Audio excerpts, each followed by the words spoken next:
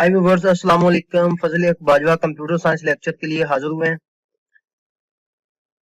दूसरी पढ़िएगा, अल्लाहुम्मा सल्ली अला मुहम्मदिन व अला आलि मुहम्मदिन कमा सल्लैता अला इब्राहीम व अला आलि इब्राहीम इन्नका हमीदुम मजीद।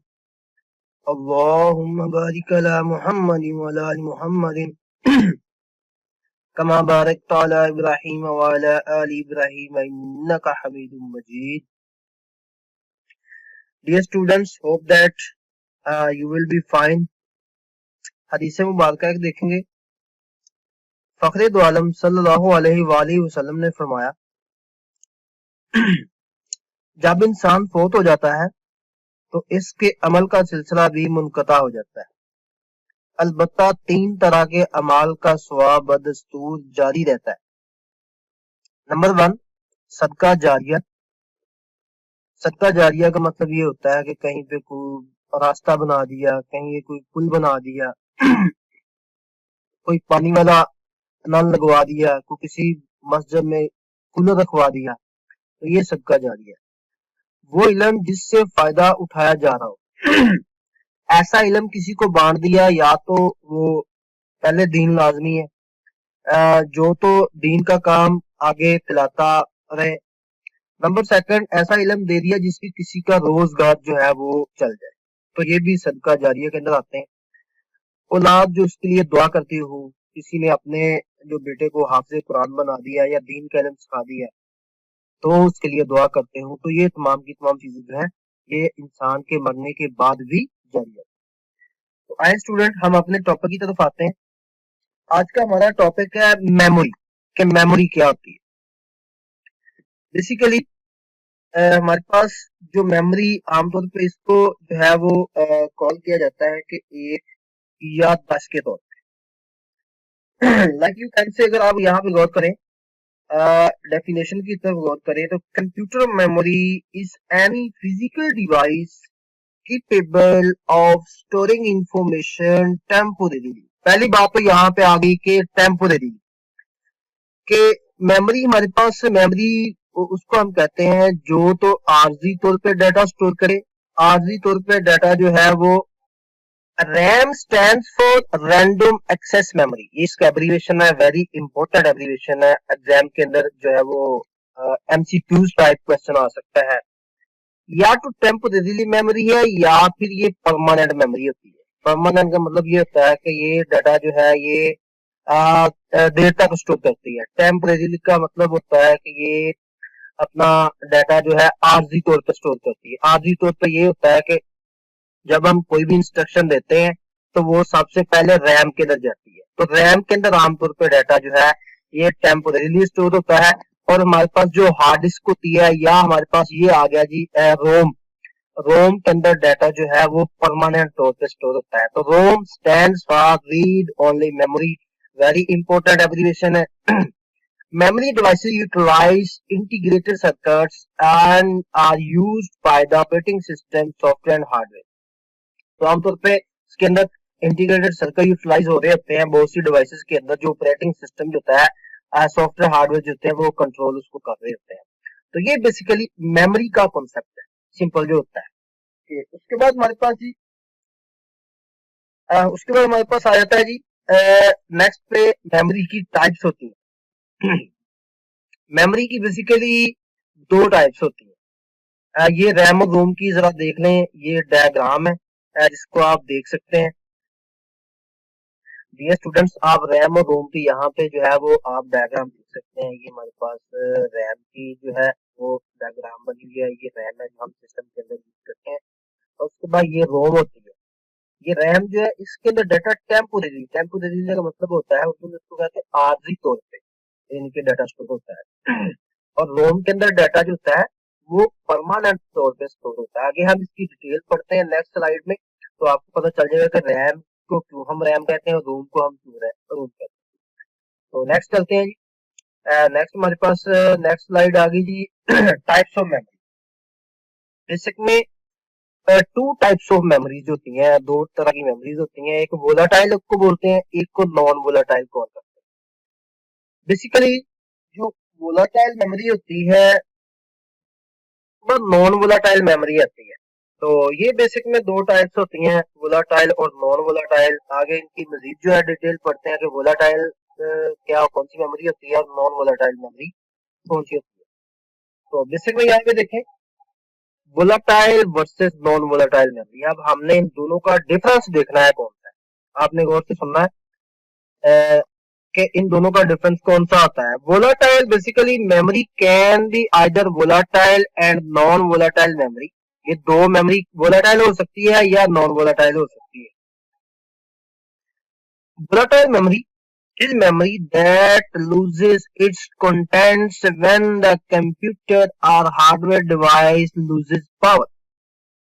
अब यहां तक इसकी देखें, जरा बात को समझे कि वोलाटाइल मेमोरी जो होती है वो अपने कंटेंट्स जो होते हैं वो लूज कर जाती है जब आपका कंप्यूटर या hardware device lose your power. इसका मतलब ये होता है कि आपका कोई भी सॉफ्टवेयर चल रहा है ना, ड्यूरिंग एग्जीक्यूशन चल रहा है, काम कर रहा है, आपकी पीछे से सप्लाई ऑफ हो जाती है, पावर ऑफ हो जाती है, आपका सिस्टम बंद हो गया, तो जो भी आपका कंटेंट होते हैं वोलाटाइल के अंदर यानी कि रैम के अंदर, वो तमाम के तमाम जो होते हैं वो आप खो बैठते हैं, वो लूज हो जाते हैं, यानी कि वहां से खत्म हो जाते हैं।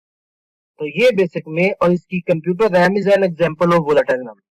तो रैम जो होती है वो बेस्ट एग्जांपल है वोलाटाइल मेमोरी। ओके, जब भी कोई सॉफ्टवेयर हमारा काम कर रहा होता है तो वो कर रहा होता है ड्यूरिंग इसके अंदर रैम के अंदर। तो जैसे ही हमारी लाइट ऑफ होती है, ये सिस्टम शट डाउन होता है, इसको बंद करते हैं, तो हमारा वहां से डाटा लूज हो जाता है। तो बेसिकली हम रैम को वोलाटाइल मेमोरी की एग्जांपल से नोट करते हैं। वेरी इंपॉर्टेंट एग्जांपल है ये वाली RAM. It's why if your computer freezes or reboots when working on a program, you lose anything that has not been saved. देखा, अगर आपका कोई ड्यूरिंग एग्जीक्यूशन प्रोग्राम चल रहा है तो आपका ज्यूम दैट कोई भी आप काम कर रहे हैं, वर्कआउट कर रहे हैं, तो वहां पर आपका अगर आपने सेव नहीं किया होगा डाटा, तो जैसे ही आपका सिस्टम शट डाउन होगा, बंद होगा, तो वहां से डाटा खत्म हो जाएगा। तो यहाँ पे देखें next, non volatile memory sometimes abbreviated as NVRAM is memory that keeps its contents even if the power is lost. EPROM is an example of non-volatile memory. Dear students, जरा यहाँ पे गौर करना, जो हमारे पास नॉन वोलाटाइल मेमोरी होती है उसके अंदर आपका डाटा जो है वो डाटा या कंटेंट होते हैं वो कांस्टेंट रहते हैं, वहां से उसको रेज नहीं किया जाता। मैं आपको एक एग्जांपल दे रहा हूँ। जब आप अपना मोबाइल फोन ऑन करते हैं, तो मोबाइल फोन जब ऑन करते हैं वहां पे लिखा आता है जी ओप्पो है, ऑनर है, सैमसंग है, नोकिया है। क्या कभी स्विच ऑफ होने के बाद वो जो चीज आ रही है मेन हेडिंग, वो कभी डिलीट हुई है? बाकी जो आपने मैसेज लिखा होता है वो आप जब उसी वक्त आपका मोबाइल बंद हो जाता है, दोबारा ओपन करते हैं, वो मैसेज नहीं रहता, तो आपको चला जाता है। करंटली वो चीज नहीं होती। लेकिन जो आपका ये टाइटल है, क्या कभी आपने गौर किया है ये कभी डिलीट हुआ है? या आप इसको नोकिया की, जो नोकिया का मोबाइल है, आप उस पर डिलीट करके आप सैमसंग लिख सकते हैं, ओप्पो के मोबाइल पे आप हुआवे ऑनर लिख सकते हैं? कभी भी नहीं ऐसा होगा, क्योंकि ये डाटा जो होता है ये आपका रोम के अंदर कंसिस्ट करता होता है। बात की समझ आ गई जी, यहाँ तक क्लियर है। नाउ नेक्स्ट चलते हैं, रैम क्या होती है? Basically RAM stands for random access memory. Another name of RAM is direct access memory. दो चीजें आ गई। Important point, RAM use to store data temporarily. RAM जो होती है वो डाटा को टेम्पोरेरीली जो होती है वो स्टोर करती है। This is where a PC stores data before it processed. RAM is a form of volatile memory. RAM को हम वोलाटाइल भी कॉल करते हैं, जिस तरह प्रीवियसली हम ये चीज ज्ञान कर चुके हैं, which means that it only holds on to data while the chip is powered and erases everything when you shut down the PC. यहाँ पे देखिए इसमें जो बात बयान की है वो ये कह रहे हैं कि जब आप अपना जो सिस्टम होता है उसको आप पावर ऑफ करते हैं तो जितना भी डाटा हमारा करंटली रैम के अंदर होता है, everything that will consist in your RAM currently, वो आपका शट डाउन होने के बाद आपका डाटा लूज हो जाता है. So RAM is also called main memory and primary memory. इसको हम रैम को हम मेन मेमोरी भी कॉल कर सकते हैं, प्राइमरी मेमोरी भी कॉल कर सकते हैं. No, RAM memory is measured in gigabytes. आमतौर पे आपने देखा होगा कि रैम जो है उसको मोस्टली अब एमबीज के अंदर तो जो है वो कभी भी यूज नहीं करता यूजर. जीबीज के अंदर जो है रैम को मेजर भी किया जाता है और यूजर जो है यूज भी आमतौर पे जो है वो जीबी वाली यानी कि 1 GB 2 GB रैम ये यूजर अब यूज कर रहे हैं.